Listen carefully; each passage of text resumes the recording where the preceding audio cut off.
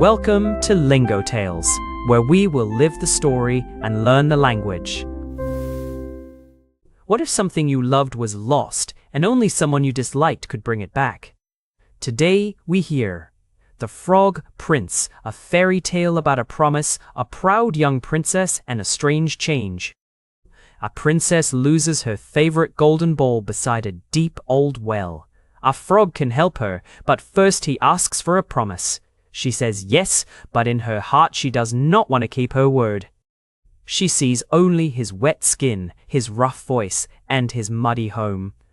But this story asks a quiet question. Can a heart learn to see more than the outside? Let us go to the palace garden, where the golden ball is about to fall into the dark water. A white-towered palace with golden roofs stood beside a wide garden at sunset. The roofs shone in the last warm light. In the garden grew roses, lilies, apple trees, and old oaks. Birds came back to those trees every year. In this palace lived a king and his daughters. The youngest princess was gentle and very beautiful. Everyone loved to look at her and speak kindly to her, but she had always been protected and praised. So sometimes she forgot that other people had hearts too. The youngest princess sat beneath a linden tree beside a gray stone well. The well stood at the edge of the garden, close to the dark wood. Its water was far below, round and black like a piece of night.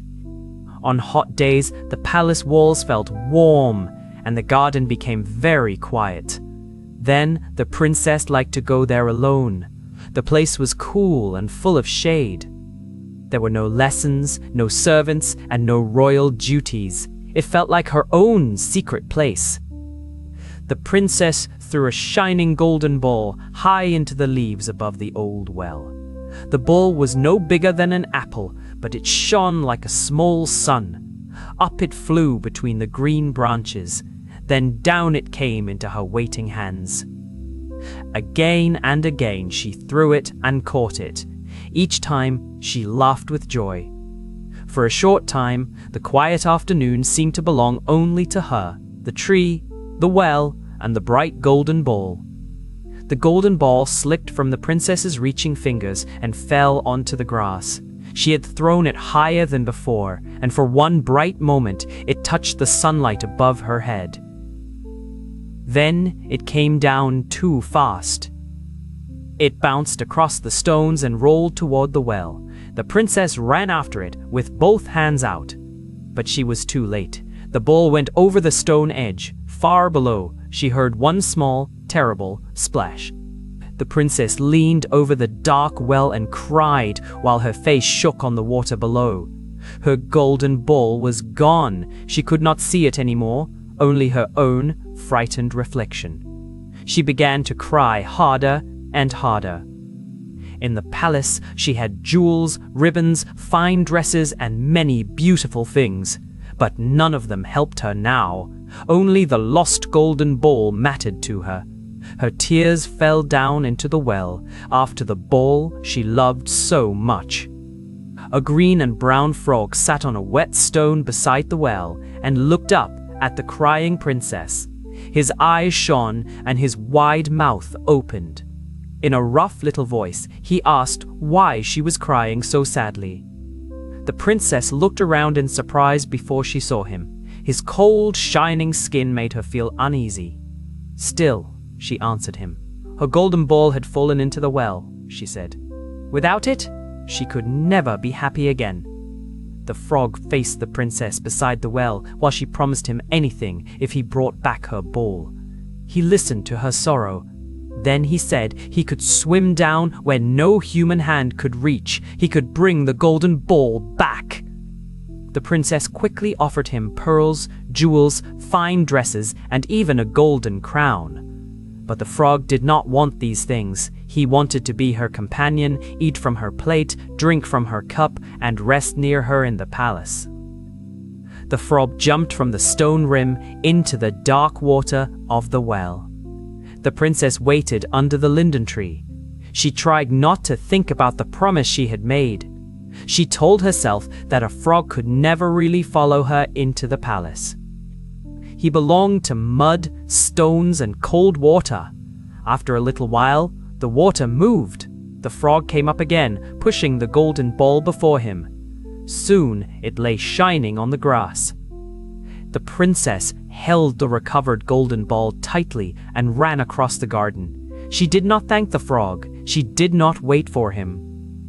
Behind her, the frog called out and reminded her of her promise, but she would not look back.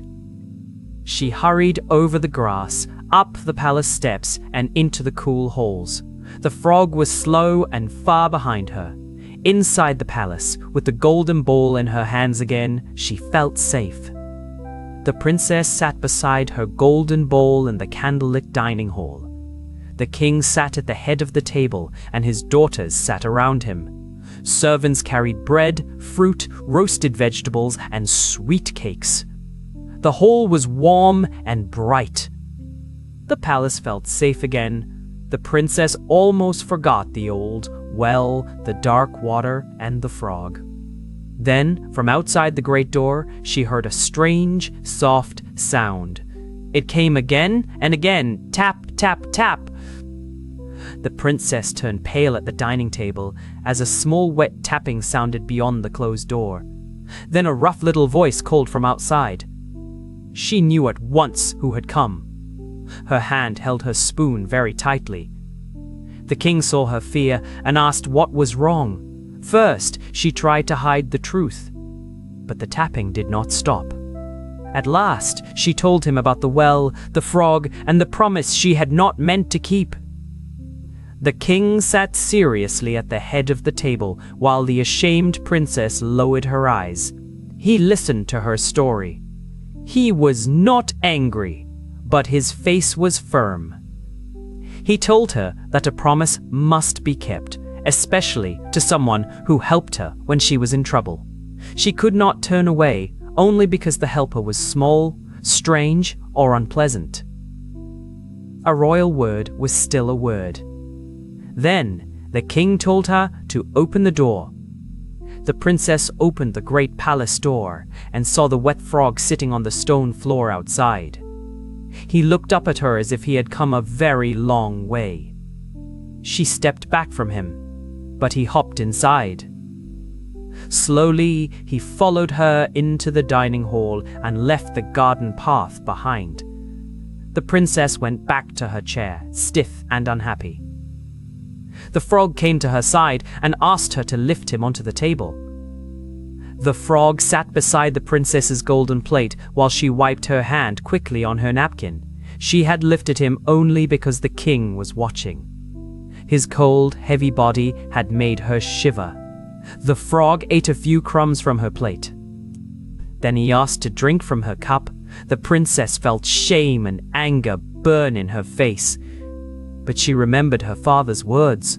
A promise must be kept, even when it was hard. After supper, the frog looked up from beside the princess's plate and asked to stay with her. He said he was tired after his long journey. He wanted to rest, just as she had promised. The princess hoped the king would free her from this terrible duty. But the king did not do that.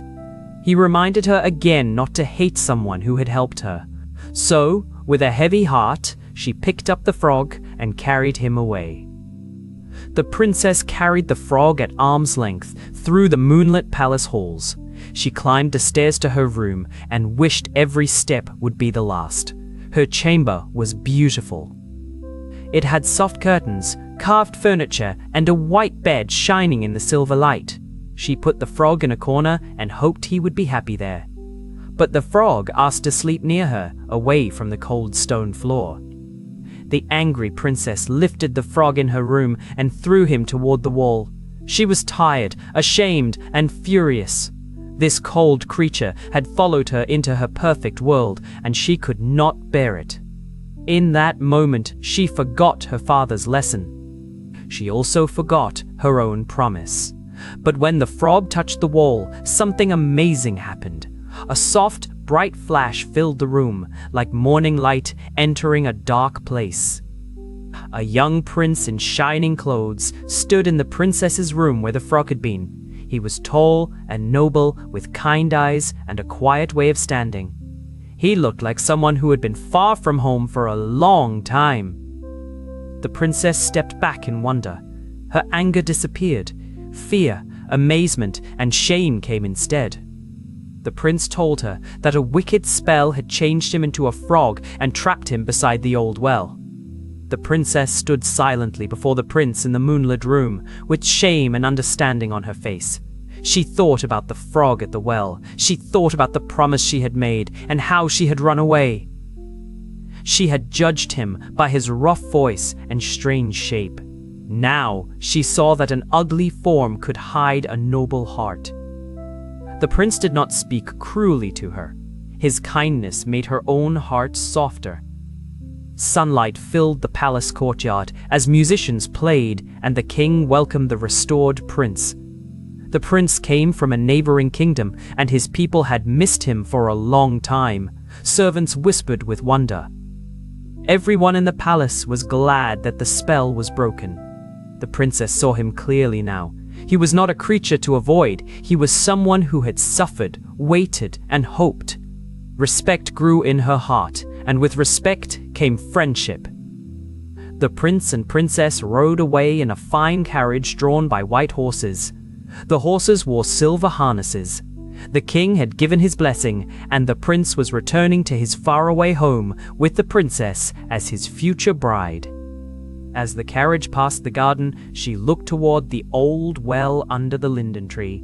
It was not only the place where she had lost her ball, it was the place where she began to understand promises, kindness, and the danger of judging only by the eyes. So the princess left the palace with more than her golden ball. She also carried a wiser heart.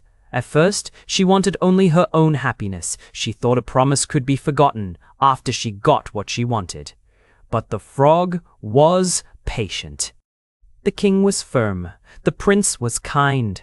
Because of them, she saw the truth more clearly. A promise is not small because we speak it quickly. A person is not worthless because they look strange. The Frog Prince reminds us that kindness can come in an unexpected form, and keeping our word can change us. Thank you for listening, and may the next story find you with an open heart. You can find the learning materials for this story, along with many more stories, on our website at lingotales.app. If you enjoyed this video, please give it a like and share it with others. And if Lingotales is helpful for your learning journey, consider subscribing so you can stay connected with our latest videos.